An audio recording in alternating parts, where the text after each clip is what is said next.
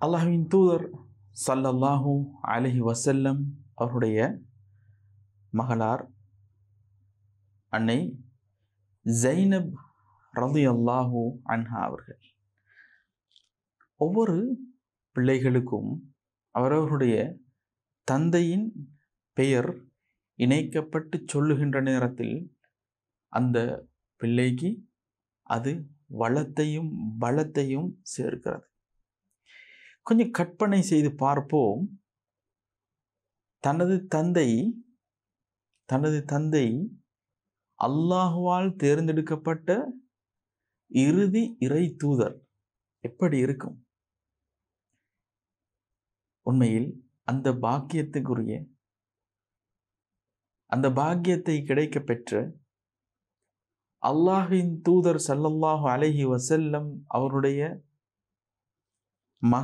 மகன் என்று அழைக்கப்படுகின்ற இடத்திலிருந்து ஏறத்தாழ 3 ஆண் குழந்தைகளும் 4 பெண் குழந்தைகளும் பேசப்படக்கூடியதாக இருந்து கொண்டிருக்கிறது.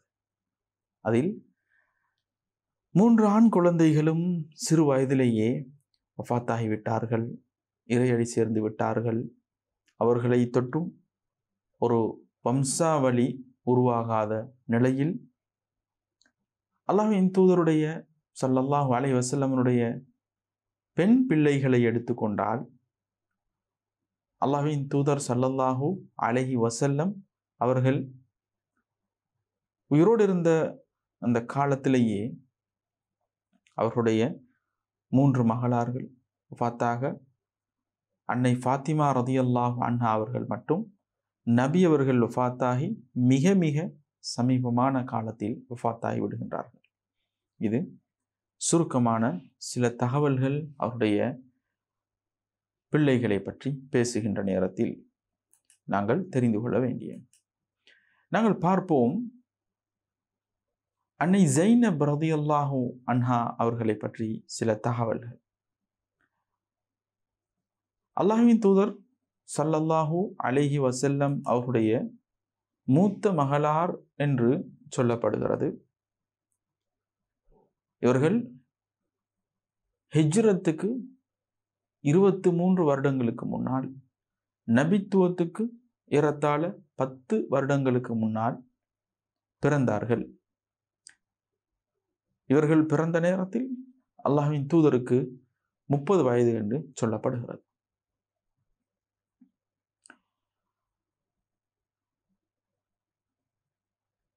இவர்கள் அபுல் ஆஸ் என்று சொல்லப்படக்கூடிய இவர்களின் சாட்சியின் மகனைத்தான் திருமணம் செய்கின்றார்கள். ஹாலா பின்த் ஹுவைலித் என்று சொல்லப்படக்கூடிய அவர்களை திருமணம் செய்யும் பொழுது இவர்களுக்கு வயது 10 என்று பதிவு செய்யப்பட்டிருக்கிறது.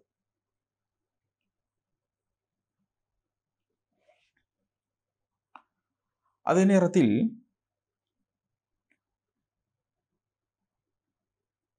இவர்கள் திருமணத்தின் பின்னால் அவர்களுக்கு அல்லாஹ்வின் தூதர் ஸல்லல்லாஹு அலைஹி வஸல்லம் அவருடைய அந்த சன்மார்க்க அழைப்பு பணி துவங்குகின்ற அந்த ஆரம்ப காலத்திலேயே இஸ்லாத்தை ஏற்றுக்கொள்கிறார்கள். இவர்கள் இஸ்லாத்தில் நிலைத்து நிற்க அவருடைய கணவன் கிறிஸ்துவ மதத்தில் தன்னை நிலைநிறுத்திக் கொள்கிறார்கள். இது ஆரம்ப காலத்தில் அனுமதிக்கப்பட்ட ஒன்றாக காணப்படுகிறது. அங்கே குறைஷிகள் இவர்களை, அதாவது அன்னை ஜைனப் ரலியல்லாஹு அன்ஹா அவர்களை விட்டும் பிரிந்து விடுமாறு அவருடைய கணவனை வலியுறுத்துகிறார்கள். அந்த நேரத்தில் தெளிவாக சொன்ன வார்த்தை என்னவென்றால், அல்லாஹ்வின் மீது ஆணையாக நான் என்னுடைய மனைவியை விட்டும் பிரிய மாட்டேன்.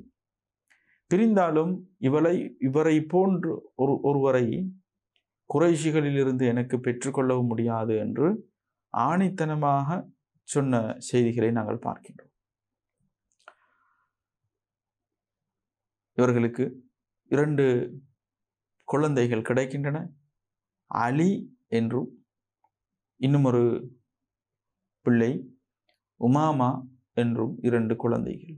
அலி என்று சொல்லப்படக்கூடிய பிள்ளை சிறு வயதிலேயே வஃபாத்தாகி விடுகின்றது.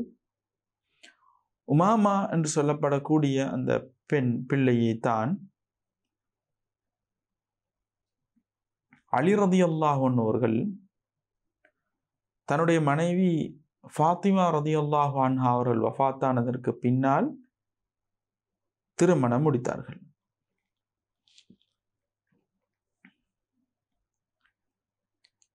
அதே நேரத்தில்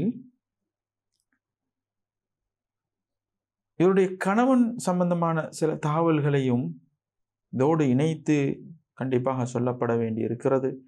அதில் முக்கியமான சில நிகழ்வுகளும் சம்பவங்களும் இருக்கின்ற காரணத்தினால் நபி ஸல்லல்லாஹு அலைஹி வஸல்லம் அவர்கள் ஹிஜ்ரத் செய்ததற்கு பின்னால் அங்கே ஹிஜ்ரி 2வது வருடம் பத்ர் யுத்தம் நடைபெறுகிறது. அந்த சந்தர்ப்பத்தில் முஸ்லிம்களுக்கு எதிரான அணியில் முஸ்லிம்களுக்கு எதிராக போர் தொடுப்பதற்கு போராடுவதற்கு யுத்த காலத்தில் குதித்து அவர்கள் அழைத்து வரப்படுகிறார்கள் அல்லது அவர்கள் யுத்தத்தில் கலந்து கொள்வதற்கு வருகிறார்கள். அங்கே கைதியாக பிடிபடுகிறார்கள். கைதியாக பிடிபட்டு இருக்கின்ற சந்தர்ப்பத்தில் மக்காவிலிருந்து பத்ர் யுத்தம் முடிந்ததற்கு பின்னால் மக்காவிலிருந்து அவரவர்களுடைய உறவினர்கள் கைதிகளாக பிடிபட்டிருக்கக்கூடியவர்களை மீட்டெடுப்பதற்கு பணத்தை பொருள்களை அனுப்பி வைக்கின்றார்கள். இந்த சந்தர்ப்பத்தில் இவருடைய மனைவி அதாவது நபி அவர்களுடைய மகள் மக்காவில் தான் இருக்கிறார்கள். நபி அவர்களோ மதீனாவில். மகளின் கணவன் கைதியாக பிடிபட்டிருக்கக்கூடிய நிலையில் மகள் தன்னுடைய நெக்லஸ் போன்ற கிரீடம் போன்ற ஒரு ஆபரணத்தை தன்னுடைய கணவனை மீட்டெடுப்பதற்காக வேண்டி அனுப்பி வைக்கின்றார்கள். அதை அவர்கள் கிடைக்க பெற்றது நபி அவர்களுடைய மனைவி அன்னை ஹதீஜா ரலியல்லாஹு அன்ஹா அவர்களினூடாக, அதாவது இவர்களின் தாயினூடாக கிடைக்கப்பெற்ற அந்த அன்பு பரிசை தான் கணவனை மீட்டெடுப்பதற்காக வேண்டி மதீனாவுக்கு அனுப்பி வைக்கின்றார்கள். இதை கண்டவுடன் தன்னுடைய மனைவி தன்னுடைய மகளுக்கு வழங்கிய அன்பு பரிசை கண்டு மனம் நெகிழ்ந்து அவர்கள் சஹாபாக்களிடத்தில் ஒரு வேண்டுகோளை முன்வைக்கின்றார்கள். அல்லாஹ்வின் தூதர் அல்லவா, வேண்டுகோள்கள் நிராகரிக்கப்பட மாட்டாது. அல்லாஹ்வின் தூதர் அவர்கள் சொல்லுகிறார்கள், இதோ பாருங்கள்,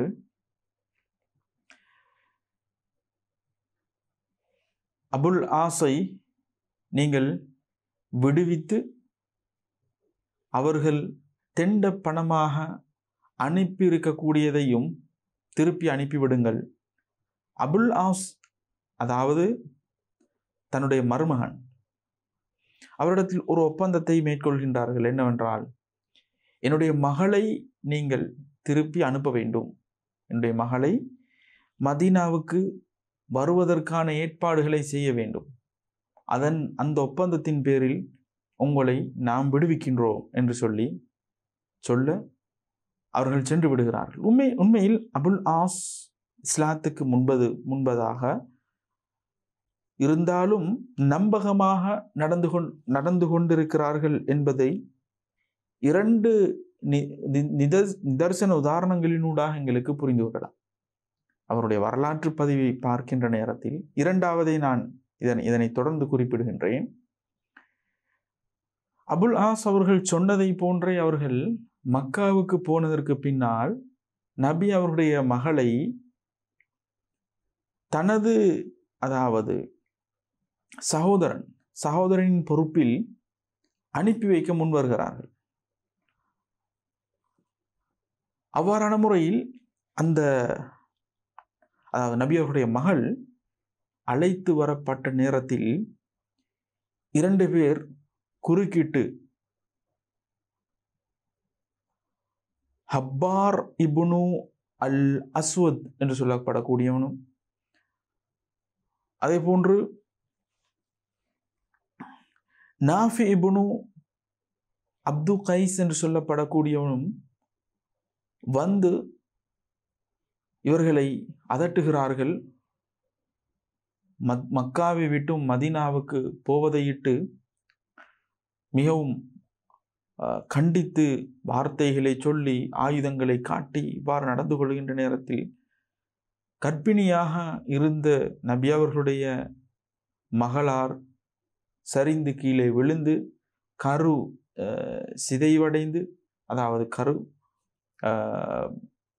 களைந்து, இவ்வாறான ஒரு நிலைமைக்கு அவர்கள் அசௌகரியத்துக்கு முகம் கொடுத்து அந்த பயணத்தை தொடர முடியாமல் மீண்டும் மக்காவை நோக்கி சென்று திரும்பவும் அவர்கள் இரவு நேரத்தில் மிகவும் இரகசியமான முறையில் அழைத்து செல்லப்படுகிறார்கள்.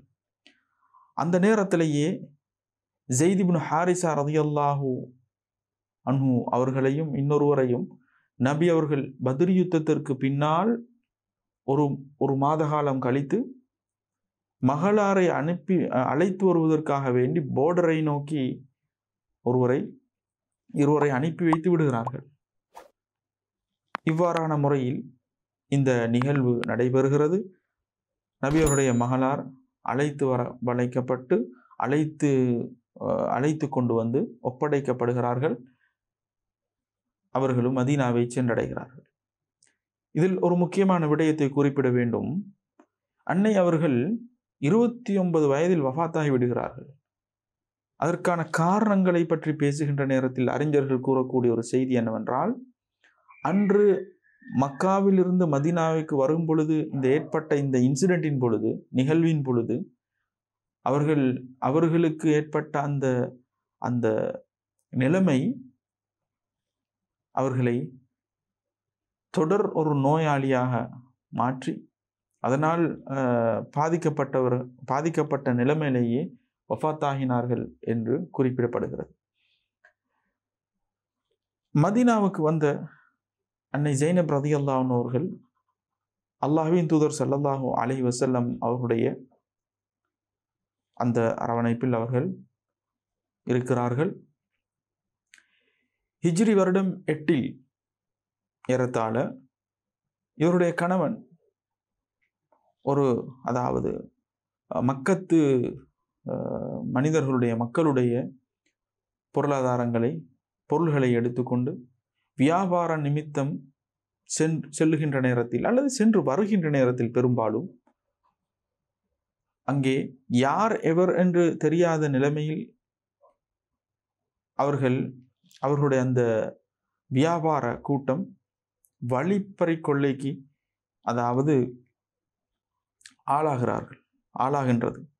வழிப்பறி கொள்ளை எனும் பொழுது தன்னுடைய எதிரி படை என்று வருகின்ற நேரத்தில் எந்த நேரத்திலும் வழிப்பறி கொள்ளை அல்லது வழிமறித்து அவர்களுடைய பொருள்களை அபகரித்தல் போன்ற நிலைமைகள் காணப்பட்ட சந்தர்ப்பத்தில் தான் இந்த நிலைமை ஏற்படுகிறது. அந்த சந்தர்ப்பத்தில் அபுல் ஆஸ் என்ன செய்கிறார்கள் என்று சொன்னால், எப்படியோ இரவு நேரம் வரை ஆங்காங்கே பதுங்கி இருந்துவிட்டு தன்னுடைய மனைவியின் பாதுகாப்பின் பேரில் மதீனாவுக்குள் நுழைந்து விடுகிறார்கள். எப்படி அபுல் ஆஸ் தனது மனைவியின் மீது பிரியம் வைத்திருந்தார்களோ அதுபோன்றுதான் 2 பேரும் 2 மார்க்கங்களில் இருந்தாலும் அவருடைய மனைவி அதாவது நபி அவருடைய மகளாரும் தன்னுடைய கணவன் மீது அளப்பெரிய விருப்பத்தையும் பிரியத்தையும் கொண்டவர்களாக இருந்தார்கள். தன்னுடைய கணவன் பாதுகாப்பை தன் மீது சுமத்தியவர்களாக வந்ததை கண்டு சப்தமிட்டு கூறுகிறார்கள், அபுல் ஆஸை என் பொறுப்பில் ஆக்கிவிட்டேன் என்று. ஃபஜ்ர் தொழுகைக்காக செல்லுகின்ற அல்லாஹ்வின் தூதர் அவர்களுக்கு இந்த சப்தம் கேட்டு மேலும் சஹாபாக்கள் இடத்தில் கேட்டு உறுதிப்படுத்திக் கொள்கிறார்கள். இப்படியான ஒரு நிகழ்வு நடந்திருக்கிறது என்பதை உறுதிப்படுத்தி அவர் என்ன செய்கிறார்கள் என்றால் பாதுகாப்பை உத்தரவாதப்படுத்துகிறார்கள். தொழுகை முடிந்ததற்கு பின்னால் அங்கே போய் அபுல் ஆஸ் அவர்களை விடுவிக்க கூறுகிறார்கள். அந்த நேரத்தில் அவர்கள் சொல்கிறார்கள், அவர்கள் எதையும் சொல்லவில்லை. அந்த நேரத்தில் அவர்கள் என்ன செய்கிறார்கள் என்றால் அந்த இடத்திலிருந்து நகர்ந்து சென்று விடுகிறார்கள். தனது பொருளாதாரத்தை, தனது பொருள்களை எல்லாம் எடுத்துக்கொண்டு கொண்டு போய் மக்காவில் யார் யாரெல்லாம் தன்னை நம்பி பொருள் ஒப்படைத்தார்களோ, வியாபாரத்துக்காக வேண்டி பொருள்களை வழங்கினார்களோ, அதனுடைய கணக்குகளை எல்லாம் தீர்த்துவிட்டு சொல்லுகிறார்கள், உங்களுடைய கணக்குகளை நான் தீர்த்து விட்டேனா, கொடுக்க வேண்டியவைகளை கொடுத்து விட்டேனா, இவைகளை எல்லாம் கேட்டுவிட்டு சொல்லுகிறார்கள், இதோ இப்பொழுது நான் கூறுகின்றேன், நான் இஸ்லாத்துக்குள் நுழைய போகின்றேன், இஸ்லாத்தில் நுழைந்து விட்டேன் என்பதை கூறுகிறார். மேலும் தெளிவுபடுத்துகிறார்கள், நான் இதனை மதீனாவில் வைத்தே முடிவெடுத்து விட்டேன். ஆனால் அதை மதீனாவில் வைத்து நான் செய்திருந்தால் நீங்கள் கூறியிருப்பீர்கள், இந்த பொருளாதாரத்தை மீட்டெடுப்பதற்காக வேண்டி ஒரு யுக்தியாக நான் எனது இஸ்லாத்தை கையாண்டு நான் மதம் மாறினேன் என்று சொல்லி. நான் அவ்வாறு செய்யவில்லை, உங்களுடைய பொருளாதாரம் உங்களுக்கு நான் வழங்கிவிட்டேன் என்று சொல்லிவிட்டு அவர்கள் வந்து இஸ்லாத்தை தழுவுகிறார்கள். அதை பற்றி பிரகடனப்படுத்துகிறார்கள். எனவே இதுதான் இரண்டாவது அந்த சந்தர்ப்பம் அவர்கள் நம்பிக்கையாக நடந்து கொண்டது என்பதற்கு. குறித்த நிகழ்வை அவர்கள் அல்லாஹ்வின் தூதருடைய அவையில் சபையில் வந்தும் கூறுகிறார்கள். அந்த நேரத்திலேயே எனக்கு இஸ்லாத்தின் பால் ஈர்ப்பு இருந்தாலும் நான் இஸ்லாத்துக்கு வரவில்லை. காரணம், நான் இஸ்லாத்துக்கு வந்தால் இந்த பொருள்களை மீட்டிக்கொண்டு செல்வதற்காக வேண்டி இஸ்லாத்துக்கு வருவதை போன்று இருந்திருக்கும் என்பதை போன்று சொல்லி அவர்கள் இஸ்லாத்தை ஏற்றுக்கொள்கிறார்கள். இவ்வாறான முறையில் இந்த நிகழ்வு சம்பவம் நடந்திருக்கிறது. ஆரம்பத்தில் சொன்னதை போன்று அல்லாஹ்வின் தூதர் ஸல்லல்லாஹு அலைஹி வஸல்லம் அவருடைய மூத்த மகளார் அன்னை ஸைனப் ரலியல்லாஹு அன்ஹா அவர்கள் தனது 29வது வயதில் வஃபாத்தாகின்றார்கள். வஃபாத்தாகி அவர்கள் பக்கியல் கர்கதில் நல்லடக்கம் செய்யப்பட்டார்கள் என்பதையே அவருடைய வரலாறு கூறக்கூடியதாக இருந்து கொண்டிருக்கிறது. சுருக்கமான ஒரு பார்வை. தொடர்ந்து நாங்கள் இன்ஷா அல்லாஹ்வின் தூதர் ஸல்லல்லாஹு அலைஹி வஸல்லம் அவருடைய பிள்ளைகள் சம்பந்தமான ஒரு பாடத்தொடரில் அடுத்தடுத்த பிள்ளைகள் பற்றிய தகவல்களை உங்களுக்கு வழங்க இருக்கின்றோம். அந்த பாடங்களில் உங்களை சந்திக்கும் நோக்கில் விடைபெறுகின்றேன். ஜஸாக்குமுல்லாஹு கைரன். அஸ்ஸலாமு அலைக்கும் வரஹ்மத்துல்லாஹி வபரகாத்துஹு.